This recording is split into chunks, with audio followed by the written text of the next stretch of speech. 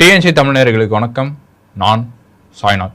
இன்றைக்கி ஃபினான்ஷியல் சீரீஸில் வார் அப்புறம் இந்த பதட்டமான டைமில் இன்வெஸ்டர்ஸ் கவனிக்க வேண்டிய பொதுவான குறிப்புகள் என்ன அப்படின்றத பற்றி விரிவாக பேசுறதுக்காக Manimantri financial service founder S Gopi இணைந்திருக்கிறார். வணக்கம். வணக்கம்.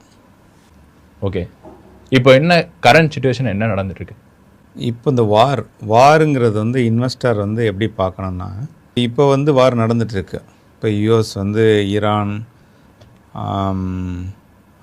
ஹமாஸ் வார், அதுக்கப்புறம் உக்ரைன், ரஷ்யா, இதெல்லாம் கண்டினியூஸாக நடந்துகிட்டே இருக்குது. இப்போ கரண்ட்டில் ஒரு பதட்டமான சூழ்நிலை என்னென்னா, இப்போ இந்த ஈரான் வார். இப்போ இங்கே என்ன நடக்குது அப்படின்னா, ஒரு கண்ட்ரிக்கும் வார் நடக்கும்போது, வார்னு வந்துருச்சுனாலே எல்லாருக்குமே ஒரு பதட்டமாக இருக்கும். ஸோ எந்த டைமில் இது என்ன இம்பேக்ட் கொடுக்கும் அப்படிங்கிறதுல ஒரு பயம் இருக்கும். இன்வெஸ்டராக ரெண்டு விஷயம் பண்ணணும். இந்த மாதிரி சூழ்நிலைகளில் நம்ம பயத்தில் எடுக்கிற முடிவு அப்படிங்கிறத காட்டிலும் கவனமாக எடுக்கிற முடிவு ரொம்ப முக்கியம். ரெண்டுக்குமே ரொம்ப பெரிய வித்தியாசம் இருக்கும். நீங்கள் பயத்தில் எடுக்கிற முடிவு பார்த்திங்கன்னா பதட்டமானது தான் இருக்கும். அது நல்லதா கெட்டதான்னு தெரியாமல் போயிடும். கவனமாக இருக்கலாம், அது ரொம்ப முக்கியம். நீங்கள் கவனிக்கிறதெல்லாம் இப்போ இந்த வார், இப்போ சூழ்நிலை என்ன, இது எவ்வளோ நாள் நீடிக்கும், அதுதான் ரொம்ப முக்கியம். இப்போ திடீர்னு ஒரு 3 months 4 months கண்டினியூ ஆச்சுன்னு வச்சுக்கோங்க, அப்போ டெஃபினட்டாக கொஞ்சம் டஃப் டைம் ஆகிடும். ஸோ இப்போ ஒரு 1 week 10 days நடக்குது, அதுக்கப்புறம் ஸ்லோவாகுது. உக்ரைன் வாரும் அப்படி தான் இருந்தது. அது இன்னும் முடிவுக்கே வரல. ஆல்மோஸ்ட் 3 years ஆக போகுது. பட் அது சுச்சுவேஷனை நம்ம ஹேண்டில் பண்ணுறதுக்கு எல்லோரும் டிஃப்ரெண்ட் ஆங்கிளில் சுச்சுவேஷனை ஹேண்டில் பண்ணிட்டோம். ஸோ வார் நடந்துகிட்டு இருக்கும்போது கூட நம்ம சுச்சுவேஷனை எப்படி ஹேண்டில் பண்ணுறது அப்படிங்கிறத ஒவ்வொரு கண்ட்ரியும் ஒரு எக்கனாமியில் எப்படி மூவ்மெண்ட் பண்ணுறதுங்கிறத அவங்க வரைமுறைப்படுத்திக்கிட்டாங்க. இன்வெஸ்டராக நீங்கள் அந்த பர்டிகுலர் டைமில் ஒரு பதட்டம் இருக்கும். இந்த வார் இதோடு நிற்குமா, இது அடுத்தடுத்த கண்ட்ரியில் லிங்க் ஆகுமா, இதனால் நம்மளோட பொருளாதாரம் பாதிக்குமா, இது எவ்வளோ நாள் நடக்கும். ஸோ இது வாரோட ஒரு சூழ்நிலை தன்மையை நம்ம கண்டிப்பாக தெரிஞ்சு வச்சுக்கணும். இன்வெஸ்டர்ன்றது எங்கேயோ வார் நடக்குது அப்படின்னு நினச்சிட்டுலாம் இருக்கக்கூடாது. உங்களோட ரிஸ்க் எடுக்கிற ஒரு நிலைமையை பொறுத்து இதெல்லாம் நீங்கள் கண்டிப்பாக கணிச்சு வச்சுருக்கணும். ஓகே, அப்போ இந்த மாதிரியான நெருக்கடியான சிச்சுவேஷன்ற போது என்ன மாதிரியான இன்வெஸ்ட்மெண்ட் எடுக்கிறது நல்லதாக இருக்கும்? இன்வெஸ்ட்மெண்ட்ஸை பொறுத்த வரைக்கும் இந்த மாதிரி நெருக்கடி டைமில் ரொம்ப கவனமாகவும் பிளான் பண்ணியும் இன்வெஸ்ட் பண்ணணும். நீங்கள் அதிகமான லாபத்தை நோக்கி இன்வெஸ்ட் பண்ணிடக்கூடாது. நீங்கள் எது பாதுகாப்பான இன்வெஸ்ட்மெண்ட்ஸோ அதுதான் நீங்கள் பிளான் பண்ணி இன்வெஸ்ட் பண்ணணும். முக்கியமாக நீங்கள் ஃபஸ்ட்டு விஷயம் செய்ய வேண்டியது அசட் அலோகேஷன் சொல்லுவோம். அசட் அலோகேஷன்றது உங்களுக்கு எந்தளவுக்கு ஈக்விட்டி இருக்குது, அதில் சேஃபர் அசட்ஸாக கோல்டு என்ன இருக்குது, அதில் லிக்விடாக கேஷாக எவ்வளோ ஃபண்ட்ஸ் வச்சுக்க போகிறோம். ஸோ டோட்டலாக உங்களோட ரிஸ்க் எடுக்கிற நிலைமைக்கும் அசட் அலோகேஷனும் மேட்ச் ஆகுதா, இது நீங்கள் உடனே செஞ்சுக்கிறோம். ஏன்னா இது மார்க்கெட் டவுன்ஃபால் அப்படின்றது எவ்வளோ தூரம் போகும் அப்படின்னு சொல்ல முடியாது. உடனே ரெக்கவர் ஆகிடும், இல்லை எது ஆப்பர்ச்சுனிட்டின்னு தெரியாது.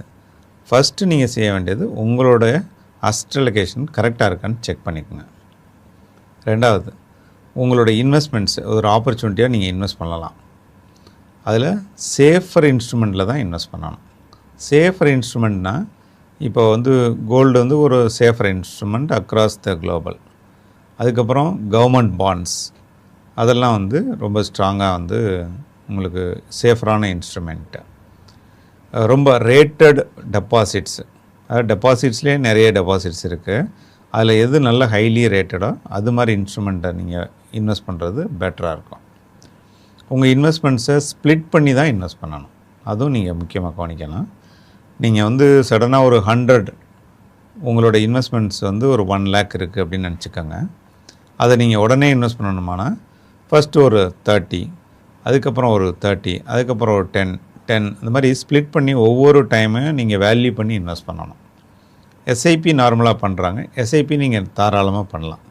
ஏன்னா அதை உங்களுக்கு ஒரு ஃப்ரீக்வன்சியில் இன்வெஸ்ட் பண்ணுறதுனால SIP best option. One time இன்வெஸ்ட்மெண்ட்ஸாக நீங்கள் இந்த ஆப்பர்ச்சுனிட்டி அவைல் பண்ணணுன்னா ரொம்ப ஸ்ப்ளிட் பண்ணி கவனமாக குட் இன்ஸ்ட்ருமெண்ட்டில் பார்த்து இன்வெஸ்ட் பண்ணணும்.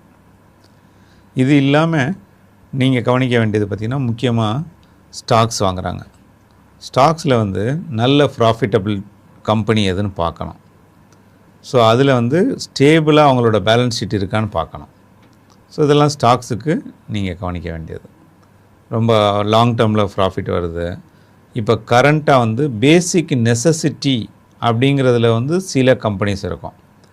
நம்ம முன்னாடிலாம் பார்த்துருப்போம், எஃப்எம்சிஜி, அதுக்கப்புறம் வந்து இந்த பேங்கிங், ஹெல்த் கேர், இதெல்லாம் பேசிக் நெசசிட்டி. இந்த மாதிரி ஒரு எமர்ஜென்சி டைமில் இந்த ஸ்டாக்ஸ் வந்து கொஞ்சம் ஸ்டேபிளாக இருக்கலாம், சொல்ல முடியாது, நோ கேரண்டி. பட் இதெல்லாம் வந்து ஒரு ப்ரிஃபரன்ஸ் ஸ்டாக்ஸாக இருக்குது. இது ஃபஸ்ட்டு இது மாதிரி நீங்கள் செலக்ட் பண்ணணும். இது இல்லாமல் உங்களுக்கு கேஷ் ஹோல்டிங்ஸ்னு வச்சுக்கணும். கேஷ் ஹோல்டிங்ஸ்னால் அப்படின்னா என்ன, எமர்ஜென்சிக்கு நீங்கள் ஒரு கேஷை உங்களோட தேவைக்கு யூஸ் பண்ணணும். இந்த மாதிரி டைமில் என்னாகும், மார்க்கெட் டவுன்ஃபாலில் உங்களோட இன்வெஸ்ட்மெண்ட்ஸ் வேல்யூ குறைஞ்சிரும். நீங்கள் குறைஞ்சதுன்னா உங்களோட எமர்ஜென்சி தேவைக்காக லாஸில் போய் நீங்கள் விட்ரா பண்ணக்கூடாது. அப்போ என்ன பண்ணணும், உங்களுக்கு தேவையான உங்களோட இன்கம் ஸ்டெபிலிட்டியை பொறுத்து 6 மந்த்ஸ்லேருந்து 12 மந்த்ஸுக்கு தேவையான அளவுக்கு உள்ள ரிசர்வ்ஸை நீங்கள் கேஷாவோ இல்லை சேஃபர் இன்ஸ்ட்ருமெண்ட்டாக liquid funds, highly liquidable deposits, இதில் நீங்கள் வந்து 6 மந்த்ஸ்லேருந்து 12 மந்த்ஸ் பீரியடுக்குள்ளே உங்களோட தேவைக்கான எமர்ஜென்சி ஃபண்டை நீங்கள் க்ரியேட் பண்ணி வச்சுருக்கணும். இது ரொம்ப முக்கியம். முக்கியமான விஷயம் என்னென்னா, பயத்தில் நீங்கள் வந்து உடனே சேல் பண்ணிடக்கூடாது, ரெடம்ஷன் பண்ணிடக்கூடாது. ஏன்னா இப்போ வந்து எந்த சைடு மூமெண்ட்டுன்னு தெரியாது. டெஃபினட்டாக உங்களோட வேல்யூ வந்து அப்சைடு இருக்கும் அப்படின்றது நமக்கு பதட்டமே கிடையாது, டவுன் சைடு இருக்குன்றது தான் பதட்டம். இந்த பதட்டத்தில் நீங்கள் ஃபஸ்ட்டு ரிடம்ஷனும் சேலே பண்ணக்கூடாது. பொறுமையாக அதை பார்த்துட்டு டிசைட் பண்ணி தான் எக்ஸிட் பண்ணணும். ஓகே, இப்போது இந்த மாதிரி சுச்சுவேஷனில் நாட்டோட எக்கானமியில் எந்த அளவுக்கு இம்பேக்டாக இருக்கும்? இது ஒரு பொதுவான கேள்வியாக தான் எடுத்துக்கணும். இப்போ நாட்டோட எக்கனாமின்றது வார் நடக்கிறது வேறு இடத்துல. ஸோ இப்போ நம்மெல்லாம் இங்கே இருக்கோம். இப்போ இந்தியாவை பொறுத்த வரைக்கும் வாருக்கு டைரெக்டாக ரிலேட் கிடையாது. பட் எக்கனாமின்னு வரும்போது எல்லாமே கனெக்டட். மெயினாக வந்து நம்மளோட ருப்பி டாலர் வேல்யூ இருக்குது இல்லையா, அது டைரெக்டாக இம்பேக்ட் இருக்கும். மெயினாக நம்ம இந்தியாவை பொறுத்த வரைக்கும் பார்க்க வேண்டியது க்ரூட் ஆயில் ப்ரைஸஸ். க்ரூட் ஆயில்ன்றது நமக்கு வந்து ரொம்ப important backbone of our economy தான். ஸோ அப்போ என்னாகும், இந்த க்ரூட் ஆயில் நமக்கு வந்து கரெக்டான லெவலில் சப்ளை இருந்துகிட்டே இருந்துச்சுன்னா நம்மளோட ரொட்டீனில் க்ரோத் பாத்தில் எங்கேயுமே ஸ்லோ டவுன் இருக்காது. இந்தியாவில் நம்ம அதிகமாக செலவு பண்ணுறது 85% ஆஃப் நம்மளோட தேவைக்கான க்ரூட் ஆயிலை இம்போர்ட் தான் பண்ணுறோம். அப்போ என்னாகும், நீங்கள் உங்களோட ஸ்பெண்டிங் வந்து மேக்ஸிமம் வந்து ஆயிலில் இருக்குது. இப்போ இந்த மாதிரி சூழ்நிலைகள், எஸ்பெஷலி இப்போ நடந்துகிட்ருக்க வார் வந்து அந்த மாதிரி கண்ட்ரீஸில் தான் இருக்குது. ஸோ அப்போ அங்கேருந்து க்ரூட் ஆயில் நமக்கு வந்து ஈஸியாக கிடைக்கும் அப்படின்னு பார்த்தீங்கன்னா கொஞ்சம் டஃப்பான டைம் தான். அப்போது நமக்கு ரிசர்வ்ஸ் இருக்குது, நம்ம பயப்படுற மாதிரி ஒரு சூழ்நிலைகள்லாம் இல்லை. நம்ம கண்ட்ரியில் வந்து ஒரு 180 டேஸ் வரைக்கும் எவ்வளோ தேவைப்படுதோ அதை ஒரு ரிசர்வ் வச்சு தான் வந்து நம்ம யூட்டிலைஸ் பண்ணிகிட்டே இருக்கோம். இதெல்லாம் ஒரு ஆன்டிசிபேட்டட். அப்போ என்ன, இந்த மாதிரி சூழ்நிலையில் நம்ம ரிசர்வ்ஸ் எப்படி மெயின்டைன் பண்ணுறது, அது இதுக்கு முன்னாடியும் நல்லா பக்காவாக மெயின்டைன் பண்ணாங்க, இப்போயுமே அப்படி தான் மெயின்டைன் பண்ணிகிட்ருக்காங்க. பட் ப்ரைஸஸ்ன்னு பார்த்திங்கன்னா, இது பதட்டமாக இருக்கும்போது அதோட ப்ரைஸ், காஸ்ட் ஆஃப் ஆயில் பார்த்திங்கன்னா க்ரூட் ஆயில் ப்ரைஸ் கொஞ்சம் இன்க்ரீஸ் ஆகும். இன்க்ரீஸ் ஆகும்போது நமக்கு எக்ஸ்பெண்டிச்சர் கொஞ்சம் ஹையராக இருக்கும். அதனால் க்ரூட் ஆயில் ப்ரைஸ் வந்து டைரெக்டாக நமக்கு எக்கனாமியில் ஒரு இம்பேக்ட் இருக்கும். இது இல்லாமல் நம்மளோட இன்ஃப்ளேஷன் சூட்டப் ஆகும். ஏன்னா நேச்சுரலாக ஆயில் ப்ரைஸ் ஏறிச்சுன்னா இன்ஃப்ளேஷன் ஏறும். இன்ஃப்ளேஷன் ஏறும்போது கொஞ்சம் எக்ஸ்பெண்டிச்சர் ஜாஸ்தி ஆகும்.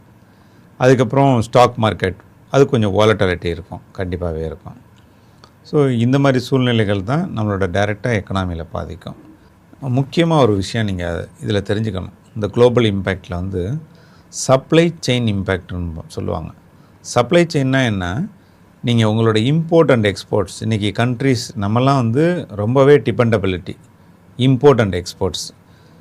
நம்ம வந்து ஆயில் மட்டும் இம்போர்ட் பண்ணல, நிறைய விஷயம் இம்போர்ட் பண்ணுறோம். இப்போ இந்த இம்போர்ட் எக்ஸ்போர்ட் எப்படி அஃபெக்ட் ஆகும்னா, உங்களோட மூமெண்ட் ஆஃப் கூட்ஸ், நீங்கள் இங்கேருந்து இப்போ நீங்கள் யூஎஸுக்கு அனுப்புகிறீங்க, இல்லை யூஎஸ்லேருந்து உங்களுக்கு கூட்ஸ் இங்கே வருது, ஆர் சைனா மூமெண்ட் இருக்குது. இந்த மாதிரி மூமெண்ட் என்னாகும், அங்கங்கே பிரேக் டவுன் ஆகி நிற்கும். ஸோ ஏன்னா ஒரு இடத்துல வார் நடக்குதுன்னா உங்களுக்கு சி மூலமாக நடக்கிற சப்ளை செயின் எல்லாமே ஸ்டாப் ஆகும். ஸ்டாப் ஆகும்போது நேச்சுரலாக மூமெண்ட்டு, இந்த சப்ளை செயின் காஸ்ட் இன்க்ரீஸ் ஆகும். ஒரு ஷிப்பில் வந்து உங்களோட ப்ராடக்ட் போயிட்டுருக்குன்னா அங்கே வெயிட்டிங் ஆகிடுச்சின்னு வச்சுக்கோங்க, வெயிட்டிங் காஸ்ட் வரும்.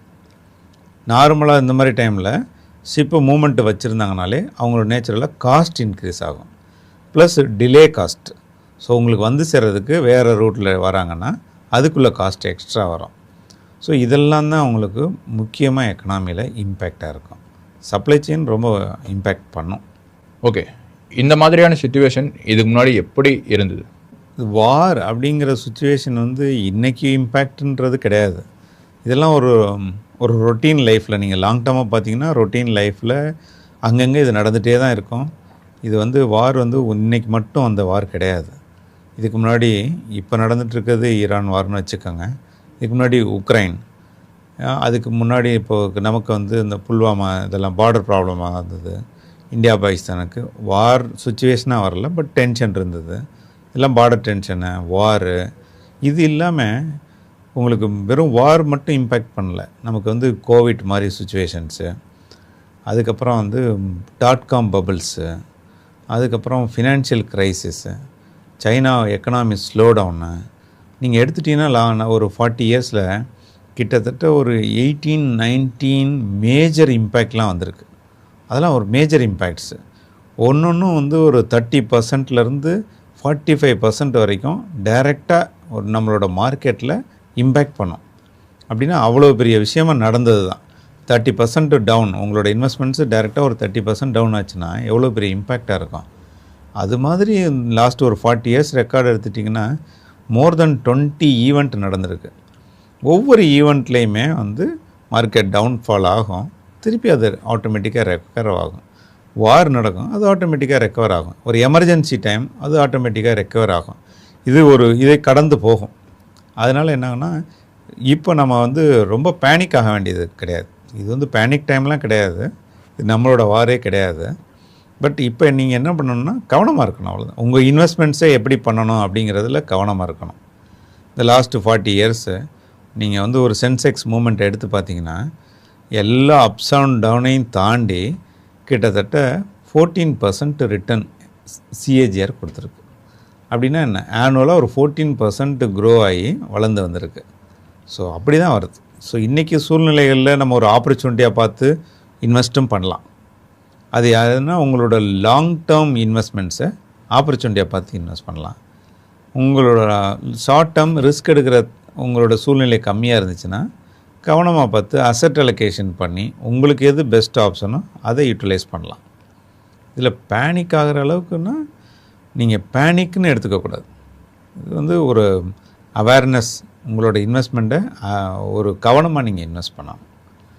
ரிட்டர்ன்ஸ் இருக்கும், ஆப்பர்ச்சுனிட்டியும் யூஸ் பண்ணலாம். இது பெஸ்ட்டு டைம்னு சொல்லலாம். இப்போ சில லாங் டேர்ம் இன்வெஸ்ட்மெண்ட்ஸுக்கு நீங்கள் வந்து உங்களோட இன்வெஸ்ட்மெண்ட்ஸ் எப்போ பண்ணுறதுன்னு நீங்கள் நினச்சிங்கன்னா இப்போ வேல்யூஷன்லாம் நல்லாவே இருக்குது. இதுக்கு ஒரு பெஸ்ட் டைம்னு கூட நீங்கள் எடுத்துக்கலாம். ஓகே, இந்த மாதிரியான பதட்டமான சூழ்நிலையில் ஒரு இன்வெஸ்டர் எப்படி ஒரு இன்வெஸ்ட்மெண்ட் டெசிஷன் எடுக்கணும் அப்படின்றத பற்றி விளக்கமாக சொன்னீங்க. நன்றி. நன்றி. இது போன்ற இன்ஃபர்மேஷனை தெரிஞ்சுக்க எங்களுடைய யூடியூப், ஃபேஸ்புக், இன்ஸ்டாகிராம் போன்ற சோஷியல் மீடியா பிளாட்ஃபார்ம்லையும் எங்களோட இணையமான tnctamil.com இணைந்திருங்க.